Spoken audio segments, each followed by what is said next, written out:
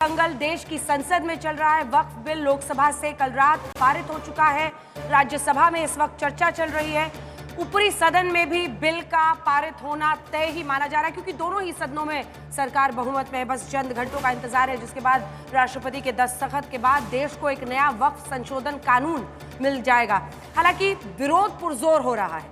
लोकसभा हो, जहां पर 232 के मुकाबले 288 वोट से बिल पारित हुआ। विपक्ष आज भी राज्यसभा में यही कह रहा है कि सरकार बहुमत की ताकत के दम पर अलोकतांत्रिक तरीके अपनाती है, असंवैधानिक कानून बना रही है, जिसमें मुल्क की अक़लियत मुसलमान आबादी के हको हुकूक को कम किया जा रहा है। उनकी संपत्तियों पर सरकारी कब्जे की कोशिश हो रही है। उधर सरकार के अपने दावे हैं। सरकार का कहना है कि वक्फ बोर्ड में बड़े पैमाने पर भ्रष्टाचार है, हम उसको ख़त्म कर रहे हैं। हम मजहबी इंजीनियर जो लोग करते रहे हैं उन सब को ख़त्म करेंगे, और जो वोट बैंक की पॉलिटिक्स करता है उसको सरकार एक के बाद एक टारगेट कर रही है। आइए आपको अपनी ये रिपोर्ट दिखाते हैं। करोड़ों गरीब मुसलमानों को फायदा पहुंचाने के लिए हमारे कॉन्स्टिट्यूशनल प्रोविजंस के खिलाफ है, फंडामेंटल राइट्स की भी खिलाफवर्जी करता है, देश को गुमराह करने के लिए, मिसलीड करने के लिए। कॉन्स्टिट्यूशन और हमारी डेमोक्रेसी का इम्तिहान, इसका अधिकार जाता रहता है। मान्यवर एक गलत फहमी फैला रहे। secular and ultra virus of the constitution. इतिहास में जाके खोदने का काम शुरू किया। आपको लग रहा है एक धर्म के अधिकार को आप छीन रहे हैं, बल्कि एक कल्चरल वैंडलिज्म। तो क्या आप फसाद कराने के लिए फिर से कागज मांग रहे हैं? एक भी खानदान बेदखल नहीं होगा। No one will be evicted. 365 वक्फ की संपत्तियां कब्जा कर रखी हैं। सब मिलकर के वक्फ बनेगा।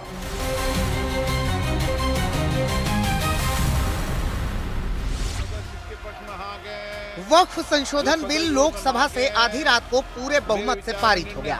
राज्यसभा में पारित होने से पहले जोरदार चर्चा चल रही है। राष्ट्रपति के दस्तखत के बाद वो कानून भी बनेगा और फिर कानून पर कोर्ट कचहरी भी होगी, क्योंकि सरकार के पास बहुमत की ताकत है, वो कानून बना रही है। विपक्ष के पास अदालत है, वो चुनौती देगा। ये बिल टोटली फॉल्सिटी पे है, ये मिस इन्फॉर्मेशन कैंपेन पे है। आप बाबा साहब डॉक्टर भीमराव अंबेडकर जी के द्वारा लिखे गए संविधान की हत्या कर रहे हैं। जिस बिल को हुकूमत लाना चाहती है वो हमारे फंडामेंटल राइट्स को शदीद नुकसान पहुंचाता है। नए वक्फ संशोधन बिल पर संसद में बहस के दौरान ही कांग्रेस कह चुकी है कि कानून असंवैधानिक और मौलिक अधिकारों को छीनने वाला है। डीएमके ने सुप्रीम कोर्ट जाने का ऐलान किया है। एआईएमपीएलबी पहले ही अदालत की चौखट पर जाने की बात कह चुकी है। जमीयत उलेमाए हिंद भी कानून को संविधान की कसौटी पर कसने के लिए अदालती उपाय आजमाने की बात कह चुका है। और संसद से पारित होने जा रहे नए वक्फ संशोधन कानून के खिलाफ अभी से सड़कों पर विरोध की शुरुआत हो चुकी है। जगह जगह मौलानाओं, इमामों, मुतवल्लियों से लेकर राजनीतिक दलों की ओर से विरोध प्रदर्शन शुरू किए जा रहे हैं। नए वक्फ संशोधन बिल को अलोकतांत्रिक, असंवैधानिक, मौलिक अधिकारों का हनन करने वाला, धार्मिक स्वतंत्रता में दखल की कोशिश बताया जा रहा है। ये पहले काले दिन के रूप में लिखा जाएगा, और अब हम लोग वकीलों से बात करेंगे, कोर्ट जाएंगे, जो भी हो सकता होगा हम लड़ाई को लड़ेंगे, हम पीछे नहीं हटेंगे।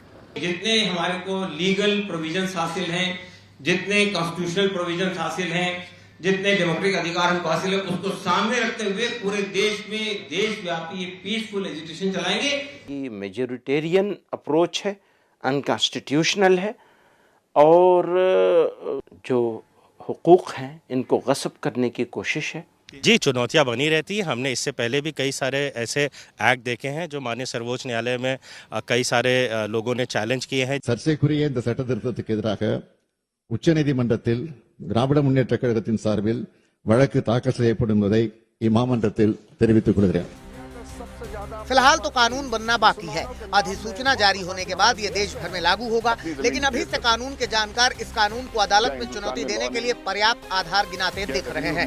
जानकारों का मानना है कि इस कानून में वक्फ काउंसिल में गैर मुस्लिम को शामिल करना, वक्फ बाय यूजर को खत्म करना, वक्फ करने के लिए 5 साल तक प्रैक्टिसिंग मुस्लिम होना, लिमिटेशन एक्ट लागू करना जैसे कई प्रावधान हैं, जिससे संविधान के अनुच्छेद 14, 25, 26 और 29 का उल्लंघन होता है।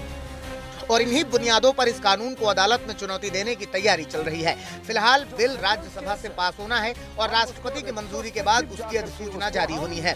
उसके बाद ही कानून पर कोर्ट में घमासान शुरू हो सकता है। आज तक ब्यूरो। तो अजय आलोक जी, पहला प्रश्न आप ही से है कि क्या मामला कोर्ट में अटक सकता है, फंस सकता है, मुश्किलें आपकी आ सकती हैं राज्यसभा में? हालांकि बहस हो रही है, एक बार तस्वीरें दिखा दीजिए मेरे साथ, क्योंकि राज्यसभा में इस वक्त बहस चल रही है और ये तो लगभग पता ही है कि दोनों जगह पर आप बहुमत में हैं, लेकिन कोर्ट में मामला फंसा तो? अंजना जी, सबसे पहली बात है कि पिछले 10 वर्षों से आप निकाल के देख लीजिए, हमने ऐसा कोई काम किया ही नहीं है असंवैधानिक कि कोर्ट में उसकी हमें कहीं दिक्कत आनी पड़ी। EWS हो, चाहे कोई मामला हो, चाहे धारा 370 हटाने का हो, चाहे ट्रिपल तलाक हटाने का हो, एक भी असंवैधानिक काम मोदी सरकार ने नहीं किया। ये वक्त की जिसकी हम चर्चा कर रहे हैं, ये खुद में असंवैधानिक था।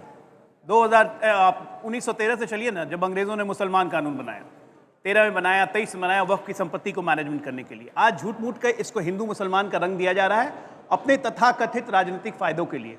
सच्चाई तो ये है कि ये ना हिंदू है ना मुसलमान है, ये विशुद्ध प्रशासनिक बिल है, एडमिनिस्ट्रेटिव रिफॉर्म्स इन वक्फ, जो कि जरूरत है, क्योंकि उस वक्फ की संपत्ति से जो करोड़ों करोड़ों की कमाई मुल्लों की हो रही है, कठमुल्लों की हो रही है, राजनेताओं की हो रही है, वो कमाई जाना चाहिए गरीब मुसलमान को। इसमें किसको क्या दिक्कत है मुझे समझ में अभी तक नहीं आता है। कल लोकसभा, आज राज्यसभा, क्या आपने किसी से सुना कि संशोधन नहीं होना चाहिए, गरीब मुसलमानों को फायदा नहीं होना चाहिए? तो फिर बिल से क्या दिक्कत है भाई, बता दो ना मुझे। चीख चीख हम लोग पूछते रहे कि गरीब मुसलमानों को भला होना चाहिए कि नहीं, सब कहते हैं हाँ होना चाहिए। वक्फ की संपत्तियों का इस्तेमाल मुसलमानों के लिए होना चाहिए, नहीं गरीब मुसलमानों के लिए ना, सब कहते हैं होना चाहिए। तो जो होना चाहिए तो दिक्कत क्या है भाई, फिर किस लिए विरोध कर रहे हो? असउद्दीन ओवैसी बिल फाड़ते हैं, 80 रुपए हैदराबाद में 80 रुपए पर महीना किराए पे, वहां पे मॉल की जमीन का किराया ले रहे हैं। अजीब हालत है यार। अखिलेश यादव ज्ञान देते हैं, आजम खां की जौहर यूनिवर्सिटी पूरी की पूरी वक्फ की जमीन पे बनी हुई, उस पर कोई बात ही नहीं बोलता है। अतीक अहमद इलाहाबाद प्रयागराज में कम से कम अभी 150 एकड़ जमीन हमने वक्फ की जमीन मुक्त करवाई है अतीक अहमद के कब्जे से, वो किसकी थी भाई, उस पर कोई बात नहीं करते हैं। मुख्तार अंसारी के भाई कल सुना लोकसभा में बोल रहे थे 100 एकड़ से ऊपर जमीन वक्फ की हथिया के रखे हुए गाजीपुर में, उस पर कोई जवाब नहीं देता है। तो ये क्या मतलब है? ये आप यहाँ ITO की बात कीजिए ना, दिल्ली में 1.5 एकड़ उस पर 40,000 स्क्वायर फीट रेंट, ITO में कितना रेंट होगा आप लोग बताइए, कितना होना चाहिए? कम से कम होना चाहिए तो 5 करोड़ महीना। रेंट कितना मिलता है पता है? 80 रुपए महीना। ये किसकी जेब में जा रहा है ये सब पैसा? सब बदल दीजिएगा ना, 50 करोड़ का रेंट लाइएगा ना। बिल 50 करोड़ से ज्यादा रोडमैप कहाँ है? रोडमैप कहाँ है कि पैसा कहाँ से आएगा? अंजना जी, रोडमैप, एक मिनट, अमित भाई ने कल बहुत अच्छा, माननीय गृह मंत्री ने कहा कि 4 साल में गरीब मुसलमानों को समझ में आ जाएगा और उन जमीन के माफियाओं को भी समझ में आ जाएगा कि क्या गया। ये जो छटपटाहट आ रही है ना, ये छटपटाहट इसलिए गई है क्योंकि पैसा जेब से जा रहा है, ये बर्दाश्त नहीं कर पा रहे। एक एंगल और है अजय आलोक जी का, आप बच्चों को भी बता देते हैं। पासमानदा मुस्लिम बार बार सदन में, संसद में, दोनों ही जगहों पर कहा जा रहा है 73% पासमानदा मुस्लिम है बिहार में, जहां आने वाले वक्त में चुनाव हो रहा है। तो चुनावी एंगल भी जरा दिल खोल के बताइए। क्यों नहीं? अगर हम पसमानदा मुस्लिम, अगर आप पूरी मुस्लिम समाज की बात कीजिए, अगर मान लीजिए 20 करोड़ आबादी है, 73% आप कह रही हैं, तो कितना हो गया? लगभग 15 करोड़। 15 करोड़ मुसलमान के नहीं सोचे, ऐसे 50 लाख मुसलमान पे पूरा देश की मुसलमान सियासत चलेगी? एक्सप्लॉइट किया है। खुद कहते हैं कि मुसलमान सबसे पिछड़ा है, मुसलमान की हालत दलितों से भी खराब है, तो इसका जिम्मेदार कौन है? हम हैं। 2013 में कांग्रेस ने जो कानून बनाया, उसके बाद आप लोग को एक फिगर देता हूं, 13,10,000 एकड़ जमीन थी वक्फ बोर्ड के पास 2013 में। आज है 2025, जमीन जानते हैं कितनी है? 9,72,000 संपत्ति है। जमीन टोटल 37,90,000 एकड़ जमीन है। 37,90,000, यहाँ एक कट्ठा तो क्या 1,000 स्क्वायर फीट जमीन। एक लाइन में बताइए ना क्या किया? लगातार ऐसे ऐसे कानून बनाए हैं, लगातार। आप देखिए ना, 1954 से लीजिए, 64 लीजिए, 95 लीजिए, 2013 लीजिए, लगातार ऐसे कानून बनाए। जाजी एक बार बोल ले, उसके बाद अच्छा ठीक है, एक बात जल्दी से। जो आलोक जी ने हिंदू और मुसलमान कहा है, ये हिंदू मुसलमान नहीं, इसको बीजेपी और मुसलमान कहें, ये हिंदुओं के ठेकेदार नहीं है। हिंदू मुसलमान का कोई इस मामले इसमें वक्त नहीं है, बीजेपी और मुसलमान। इनको करेक्ट कीजिए, बीजेपी और मुसलमान का है। मैं कह रहा हूं ये ना हिंदू का है ना मुसलमान का। आप हिंदू मुसलमान का रंग मत दीजिए। भाई हिंदू मुसलमान का रंग आप दे रहे हैं। बीजेपी और मुसलमान नहीं, आप हिंदू मुसलमान करते हैं हर जगह। आप सिर्फ हिंदू मुसलमान की वोटियां खा रहे हो। आपको दिक्कत क्या? आपके पास कोई टॉपिक ही नहीं है। एक मिनट, आपको कुछ है हिंदू कहां से आ गए? इनमें से कितने लोग हिंदू को कांग्रेस लेके आई, आप उनको भी बोल रहे हैं। मुसलमानों की बात करते हैं, वक्त में पहली बार हिंदुओं को क्रिश्चियन को कांग्रेस लेके आई। हम कहां लेके करते हैं? तुम क्या कमाते हो? अरे हम कहां लेके आए? मारते हैं। आराम से, तू तड़ाक नहीं, तू तड़ाक नहीं, तू तड़ाक नहीं, तू तड़ाक नहीं, सड़क पे थोड़ी खड़े हैं, बहस कीजिए ना, बहस कीजिए अच्छे से कीजिए। हिंदू मुसलमान की ठीक है, बात अब एक क्यों कर सवाल रहे ले हैं? लेते हैं। आप बीजेपी और मुसलमान की बात कीजिए। हिंदू हमारे भाई हैं, मुसलमान की बात आप करते रहिए, आप सोचते भाई रहिए, मानते हैं, और हिंदुस्तान के आप मुसलमान करते रहिए, आप हमेशा सोचते रहिए। हिंदू रुक लीडरशिप जाइए, अब मेरा सवाल सुनिए, अब मेरा सवाल सुनिए। अगर ये बीजेपी और मुस्लिम है तो ये बीजेपी और मुस्लिम भी नहीं है, ये बीजेपी और वक्फ बोर्ड है। आप तमाम मुसलमानों को क्यों उस कैटेगरी में डालते हैं? कितनों को फायदा पहुंचा है? जी, उसका जवाब मैं दे रहा हूं। इसका भी तो जवाब दीजिए, कितने मुस्लिमों को जवाब। एक सेकंड कुछ नंबर्स रखूंगी क्योंकि मैं फैक्ट्स पे बात करती हूँ, मैं यहाँ वहाँ की कहानी सुनाती नहीं हूँ। अगर 2019-20 में 167 करोड़ सिर्फ कमाई हुई, जिसको सच्चर कमेटी ने 2006 में कहा था कि 10% भी कमाई हो जाए अगर वक्फ बोर्ड से तो 12,000 करोड़ होगी, वो आप लोग कितना कमा रहे हैं? 167 करोड़। किसकी जेब में जा रहा पैसा? मुसलमान की जेब में तो नहीं जा रहा है, गरीब मुस्लिम के जेब में। तो कैसे ये बीजेपी मुस्लिम है?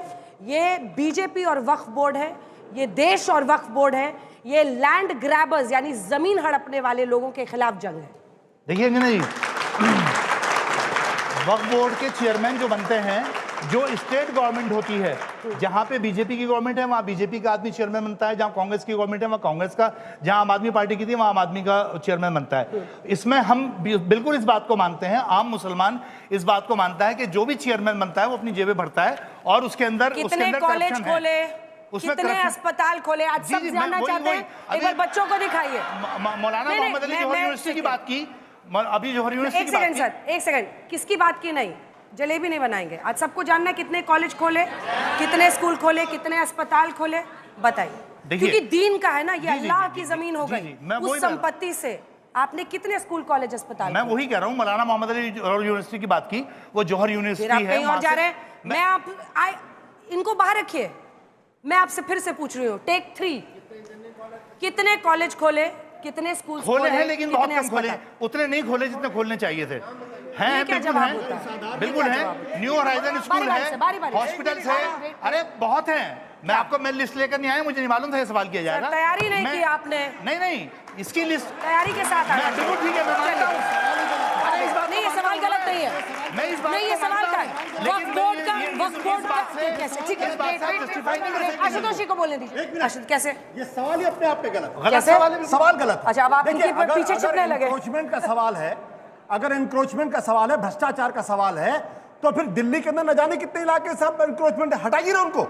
ये सवाल कैसे गलत हो गया? मैं बता रहा हूं आपको। आशुतोष, सवाल कौन सा सवाल है? आप मेरी बात तो सुनिए। आशुतोष, देखिए आशुतोष जी, नहीं, आप पहले सवाल समझिए क्या था। वक्फ की जमीन दान की जमीन होती है, अल्लाह को दी हुई, यानी कि आप उससे गरीबों की मदद के लिए तो लेते हैं ना। जी, मुझे बोलने दीजिए, मुझे बोलने दीजिए। गलत कह रही हूँ मैं? अरे उनको बोलने दीजिए ना सर, वो जानते हैं ना। अरे वक्फ के बारे में वो कर रहे हैं ना, उसके आप जवाब दीजिए।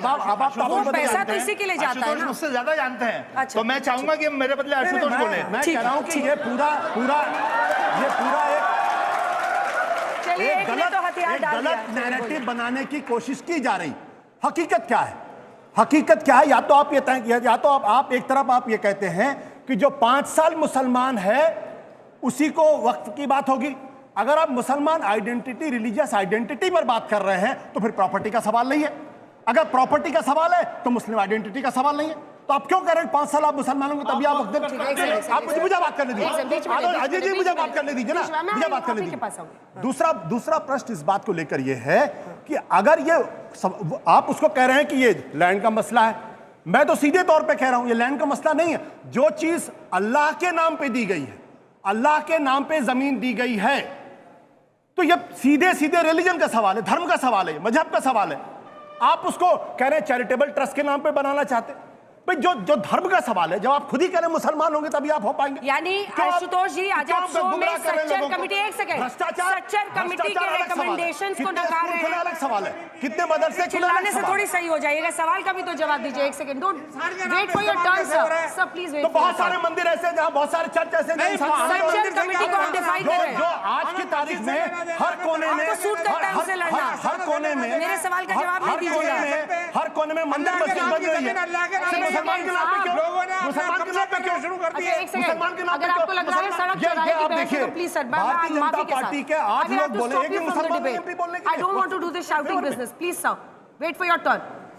आशुतोष जी मेरे सवाल का जवाब दीजिए, यानी आप सच्चर कमेटी के रिकमेंडेशंस को आज गलत बता रहे हैं यहाँ बैठ के। देखिए अब फिर गलत नैरेटिव मत करिए। अरे सवाल पूछ रहे हैं, मैं आपसे पूछ रहा हूं, जैसे एक सवाल पूछा जाए मुझे बहुत अच्छा मैं सिर्फ सवाल कर रही हूं, मुझे बहुत अच्छा लगता है, आपसे भी कर रही हूं, मुझे बहुत अच्छा लगता है।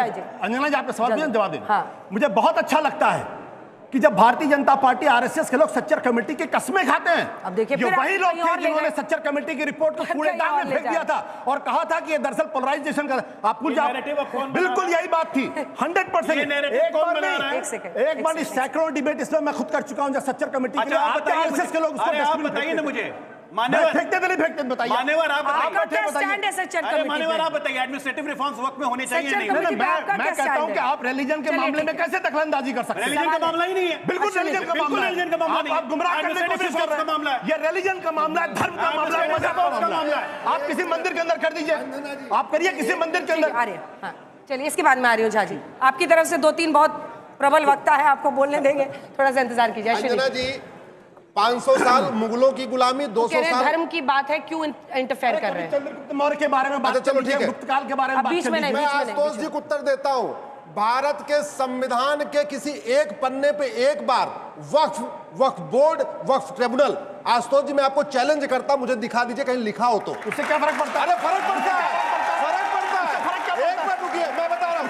अब आप शांत होकर सुनिए, उससे क्या फर्क? अब आप शांत होकर सुनिए। आप तो संविधान को मानते ही नहीं। आप शांत होकर सुनिए, संविधान को आप शांत होकर सुनिए। ऐसे नहीं, मैं फिर से कह रहा हूं, यहाँ पे सारे यूथ बैठे हुए, भारत का संविधान मजहब के आधार पे बोर्ड बनाने, मजहब के आधार पे ट्रिब्यूनल बनाने, मजहब के आधार पे आयोग बनाने, मजहब के आधार पे मंत्रालय बनाने, मजहब के आधार पे लोन देने, मजहब के आधार पे वजीफा देने, किसी भी चीज के लिए मजहब के आधार पे विरोध करता है। 23 अगस्त 1948 को जब बहस हो रही थी, सरदार पटेल ने कहा था मजहब के आधार पे देश बन चुका है, अब मजहब के आधार पे कोई विशेष सुविधा नहीं मिलेगी। संविधान में जो शब्द यूज किया है चैरिटी, चैरिटी का मतलब होना चाहिए one nation one charity code, Hindi में कहेंगे एक देश एक दान संहिता होनी चाहिए। ये PIL मैंने ही चैलेंज किया है। 5 साल पहले किसी को इस घटिया कानून के बारे में पता ही नहीं था।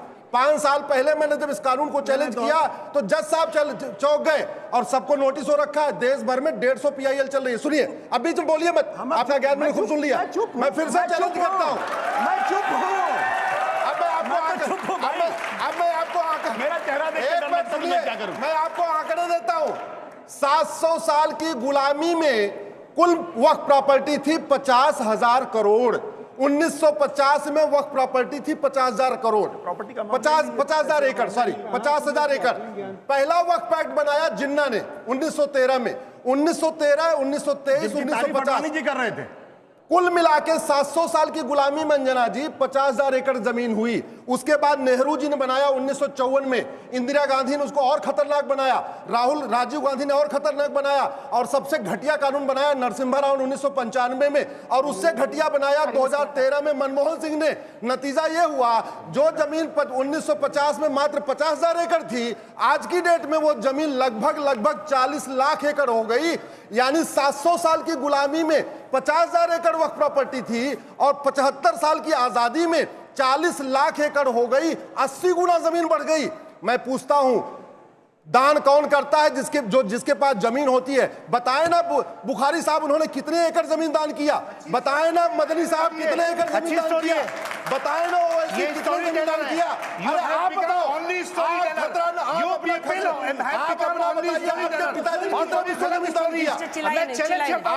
परिवार ने एक दूसरा जमीन दान किया होगा, बताइए। हाथ में लेके झूठ बोल रहे हैं। एक परिवार। अब जाजी आपकी बारी है, कांग्रेस पार्टी की तरफ से मोर्चा संभालिए।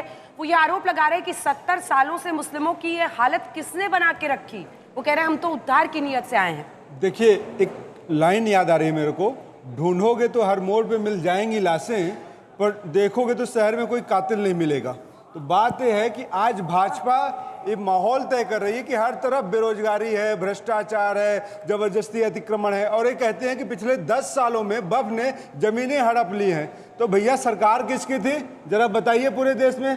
15 साल से मध्य प्रदेश में आपकी राज्य है सरकार है, छत्तीसगढ़ में आपकी है, उत्तर प्रदेश में आपकी सरकारें तो आपकी हैं। बात क्या है, कहीं पे निगाहें कहीं पे निशाना। बिहार में चुनाव आ रहा है, 400 का नारा दे के चले थे, अब की बार 400 पार हुआ क्या जी, 240 पे अटक गए। तो अब क्या कहते हैं, इन्होंने चुनाव के समय क्या कहा था, हिंदू खतरे में है, और भला कर रहे हैं मुसलमानों का। तो किसी का भला नहीं होगा इनसे, ना मुसलमानों का ना हिंदुओं का, दोनों को इन्होंने खतरे में डाला है। देश का युवा खतरे में है, देश का बेरोजगार युवा खतरे में है। और यहाँ पे आलोक भाई ने क्या कहा, अजय आलोक ने कि हमारे फैसलों को सरकार ने नहीं पलटा, कोर्ट ने नहीं पलटा। अरे तो यू टर्न सरकार है, हम 240 पे आ गए, उसकी खुशी ज्यादा है, 99 पे अटक गए, उसका दुख नहीं है। वापस लेना इसको कहते हैं रस्सी जल गई बल नहीं गया। अरे बल आपका नहीं, रस्सी जल गई बल नहीं गया। आप बताइए 1900 और हिंदुओं को तो कभी आपने हिस्टोरिक दृष्टि से देखते ही रहे। क्या किया? अच्छा, बहुत लोग इंतजार कर रहे हैं, आप बोलिए क्या पक्ष है आपका? समर्थन किया था। देखिए ऐसा है, संशोधन बिल अच्छा है या बुरा है? देखिए ऐसा है, संशोधन बिल लोकसभा से पास हो गया है, अब राज्यसभा से आज पास हो जाएगा, राष्ट्रपति की मोहर लग जाएगी। अब जो इसके बाद से खुशहाली की नदियां बहेंगी। जो बिलबिला रहे हैं, जो बिलबिला रहे हैं, जो बिलबिला रहे हैं, ये वो लोग हैं कल तक खामोश थे। इन्हें उम्मीद थी कि टीडीपी और जेडीयू जो है गिरवा देगी, और ये करवा देगी, वो करवा देगी। आज उनको महसूस हो गया है कि तकरीबन कांग्रेस और उसके सहयोगियों के 90 सांसद और उनकी फैमिलियां ऐसी हैं जो वक्फ की प्रॉपर्टियों पर काबिज हैं। उन्हें मालूम है, 5 के नाम बताइए। उन्हें मालूम है, 5 के नाम बताइए। आप देखिए, शुरू करता हूँ, कहाँ से शुरू करें, कश्मीर से शुरू करूँ या जो है अब्दुल रब्बान अंतोले महाराष्ट्र, बिहार जो है अब्दुल बारी सिद्दीकी, शहाबुद्दीन, उसके अलावा आप आइए तस्लीमुद्दीन के बेटे और तस्लीमुद्दीन, यूपी में आइए, यूपी में सहारनपुर से लेकर रशीद मसूद की फैमिली, इमरान मसूद जो जेपीसी के मेंबर थे, वो ओवैसी साहब की 12 प्रॉपर्टियाँ, 12 उनके बड़े बड़े कम्प्लेक्स वक्फ प्रॉपर्टी के ऊपर हैं। उसके अलावा केरला में आइए, ई अहमद की प्रॉपर्टियाँ, उसके अलावा कर्नाटक में आइए, नासिर हुसैन जो बोल रहे हैं, नासिर हुसैन और उनके तमाम सहयोगी, मुझसे क्या खुलवाएंगे आप? ये तमाम प्रॉपर्टी जो अल्लाह के नाम पे वक्फ की गई थी, लोगों ने अपनी औलादों को न देके अल्लाह के नाम पे दी थी। इन कांग्रेसियों ने और इन मुलायम माया लालू कालू के लोगों ने लूट के बर्बाद कर दी। जवाब दीजिए। भारतीय जनता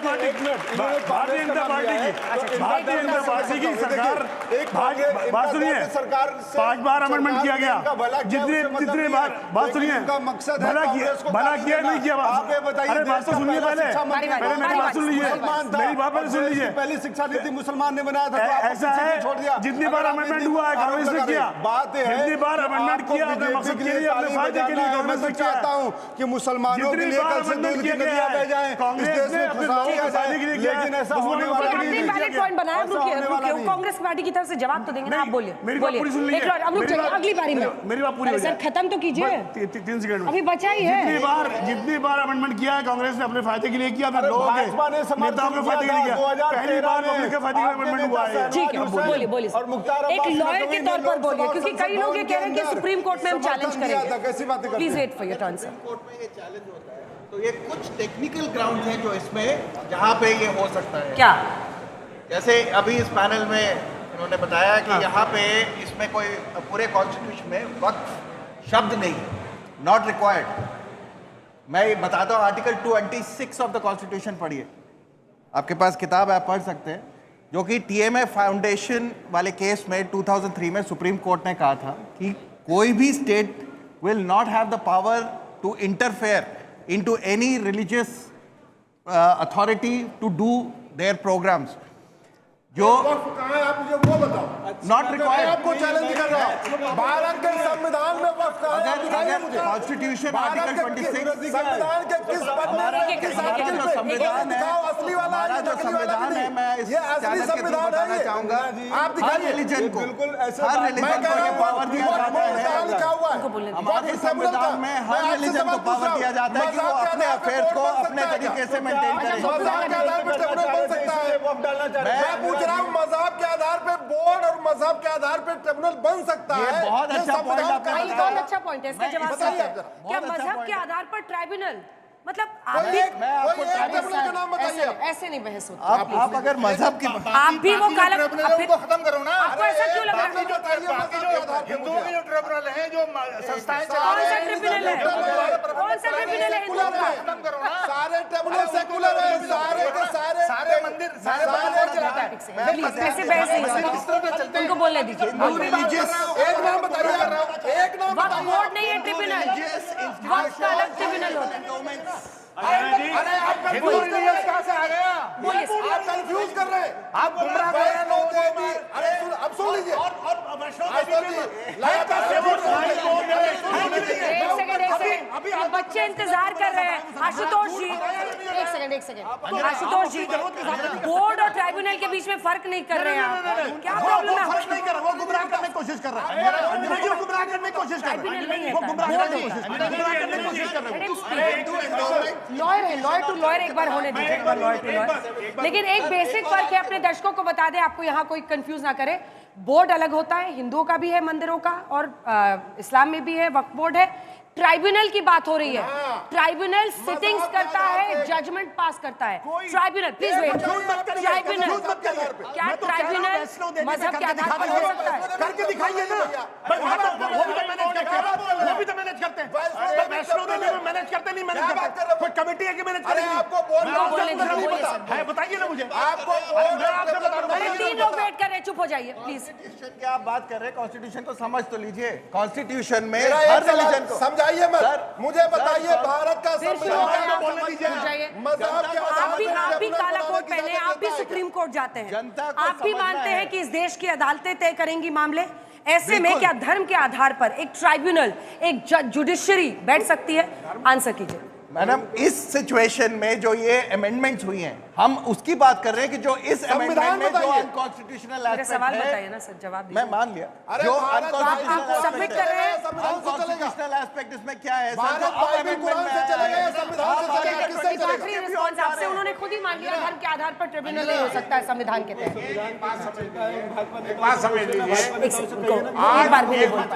एक बात समझ लीजिए कि आज के अगर आज ये अल्लाह के नाम पर वक्फ हुआ, आपकी भी बात, आप सबकी बात मैं सुन रहा हूँ, ये वक्फ अल्लाह के नाम पे हुआ, क्या मैं आप सबसे पूछना चाहता हूँ जो इस बिल के जो अमेंडमेंट बिल जो आया है इसके खिलाफ है, उनसे पूछना चाहता हूँ कि क्या आज तक, आज़ादी से लेकर आज तक, क्या अल्लाह के नाम पर ये वक्फ की ज़मीनों का उसका भला हुआ, वहां तक पहुंचा, उन लोगों तक पहुंची वो ज़मीन? नहीं पहुंची। तो इस बिल में ऐसा क्या है जिससे आपको लगता है कि अब हो जाएगा? पॉइंटेड सवाल है, पॉइंटेड जवाब दीजिएगा। इस बिल में ऐसा क्या है जिसके बाद अब खुशहाली और करोड़ों करोड़ों की कमाई हो? देखिए, एक बात समझ लिए, सबसे पहली बात जरूरत यह है कि बेसिकली जो लोग, जितने भी ट्रस्टी हैं, जिनको कहते हैं मुतवल्लीज, और जितने भी लीज आउट की हुई जगह हैं, जितनी ज्यादातर वक्फ की जमीनें लीज आउट हो गई है, ट्रस्टियों के पास है, मुतवल्लीज के पास है, उनसे छुटकारा मिलेगा। कुछ बच्चों के सवाल लेते हैं, उसके बाद आप पहला सवाल पूछ रहे हैं। हाँ, माइक मत पकड़िएगा, मैं पकड़ूंगा। नमस्कार। अरे सवाल बाद में लड़ लीजिएगा, सवाल सुनिए। कुछ बच्चों के सवाल हैं, यहाँ पर जर्नलिज्म के भी स्टूडेंट्स हैं और लॉ के भी हैं, मैनेजमेंट के भी हैं। ठीक है, नमस्कार, मेरा नाम प्रियांशु मिश्रा है, मैं जर्नलिज्म का स्टूडेंट हूँ। मेरा सवाल आपसे ये है, जो वक्फ बिल में अमेंडमेंट हुआ है कि नॉन मुस्लिम जो प्रॉपर्टीज है वो भी इंक्लूड होंगी, तो आप कैसे फेयरनेस डिस्क्लोज करोगे? अच्छा ठीक है, एक साथ जवाब लेंगे। मेरा प्रश्न कांग्रेस प्रवक्ता जी से है। इस नए बिल के तहत वक्फ बोर्ड, जितनी ये वक्फ बोर्ड लोग माइनॉरिटी की भलाई के लिए बनाया गया था, तो आप आज भी गरीब मुसलमान गरीब ही है, तो इस बिल के तहत वक्फ बोर्ड जवाबदेही होगा, तो इससे आपको नहीं लगता कि ये लोगों की भलाई के लिए ही है बिल?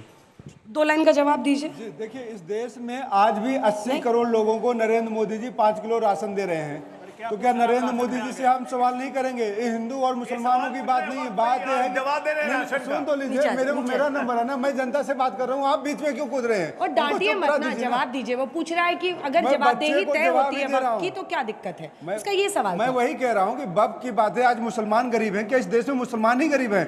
80 करोड़ लोगों को आप राशन दे रहे हैं, नरेंद्र मोदी जी बताएंगे, डेटा रिलीज करेंगे कि किस किस को, किस जाति के, किस धर्म के लोगों को दे रहे हैं? देश में बेरोजगारी कितनी बढ़ गई पिछले 5 सालों में? वो सारे मुद्दे हटाने के लिए इस वक्फ बिल को हिंदू मुसलमान बनाने की कोशिश कर रही है भाजपा सरकार। ये इतना बड़ा मुद्दा नहीं जितना बड़ा भाजपा बना रही है। मेरा क्वेश्चन बीजेपी की रिप्रेजेंटेटिव से ही है। ये जो आप वक्फ बिल के फेवर में हैं, ऐसे तो आगे हिंदू लोग भी आएंगे कि सनातन बोर्ड बनाओ, फिर क्रिश्चियन लोग आएंगे क्रिश्चियन बोर्ड बनाओ, फिर आप सेक्युलरिज्म को प्रमोट कर रहे हैं, तो आप क्या चाह रहे हैं? अजय आलोक जी। देखिए, सबसे पहली बात है कि हम सेक्युलरिज्म को प्रमोट कर रहे हैं। हम धर्म के आधार पे ना आरक्षण, धर्म के आधार पे ना कोई व्यवस्था देना चाहते हैं। अब एक मिनट, खड़गे तो खड़के, अंजना जी खड़गे तो खड़क ही गए, पूरी कांग्रेस पार्टी है, साथ में इकोसिस्टम भी खड़क गया। मतलब अजीब हालत है यार। मेरा सवाल है, मुझे जवाब देने दो। नहीं, किसी नेता के नाम को ऐसे मत कीजिए प्लीज। वो सम्मानित अध्यक्ष है कांग्रेस पार्टी के, मैं निवेदन कर रही हूं, क्योंकि आप अपमान करेंगे फिर वो भी कुछ बोलने लगे। भाषा की मर्यादा जमीन कब्जाने का आरोप लगा है, ये मामूली आरोप नहीं है। नहीं, उन्होंने कब्जा, एक मिनट, उनकी अपनी सरकार ने आरोप लगाया। भाई हमने नहीं लगाया, आप तो गड़बड़ा गया आशुतोष जी। आप परवर्टेड हिंदू है, परवर्टेड रहिए। आपके पुराने अध्यक्ष के ऊपर क्या क्या आरोप लगा था? आप परवर्टेड हिंदू है, परवर्टेड रहिए, कोई बात नहीं। देखिए, अब शब्द मत बोलिए। अरे आशुतोष जी घर से कहते हैं कि मैं परवर्टेड हिंदू हूं, आप क्या बात करिए? बंगारू लक्ष्मण कौन थे? आप उनका घर मत छीनिए। बंगारू लक्ष्मण कौन थे? बंगारू लक्ष्मण कौन थे? सनातन बोर्ड, क्रिश्चियन बोर्ड, इसमें स्पेसिफिक जवाब दीजिए ना। नड्डा जी उस पे, खड़गे जी पे ऐसे मत लिखिए। हम संविधान के हिसाब से चलेंगे और धर्म के आधार पर, धर्म के आधार पे, एक मिनट, धर्म के आधार पे ट्रिब्यूनल भी नहीं बनाई जा सकती है, ये सच्चाई है। और हम चाहते हैं कि ये जो अभी हम बदलाव कर रहे हैं, ये सुप्रीम कोर्ट पे जाए, तब सुप्रीम कोर्ट तय करेगा कि क्या वक्फ बोर्ड ही बनाना जायज है कि नहीं जायज है। बीइंग अ मुस्लिम, मेरा सवाल यही होगा कि अब तक इसमें इतने सारे मतलब जो वक्फ बोर्ड की ज़मीन है वो सेल आउट होती हैं, या फिर अगर आपकी सरकार में अगर ये राजनीति या फिर सरकार के हाथों में आ जाएगी, तो आप क्या चाहते हैं कि मतलब कि इसमें और ऐसा क्या होगा कि जो नीचे मतलब मुस्लिम्स हैं तो उनको कैसे फायदा पहुंचेगा ना गरीब मुसलमानों की बात है। अजय आलोक जी जल्दी से, ये रोड मैप मैं भी बार बार पूछ रही हूँ कि रोड मैप क्या है? मैं बता रहा हूँ। उठ क्यों गए? अरे उठ क्यों गए? बैठिए, चेयर है, चेयर। अरे एक मिनट, उठ क्यों गए? दलित की बात कर रहे हैं, मुसलमान की बात। दलित की नहीं, मुसलमान की बात कर रहे हैं। चलिए इसी के साथ हल्ला बोल में इतना ही।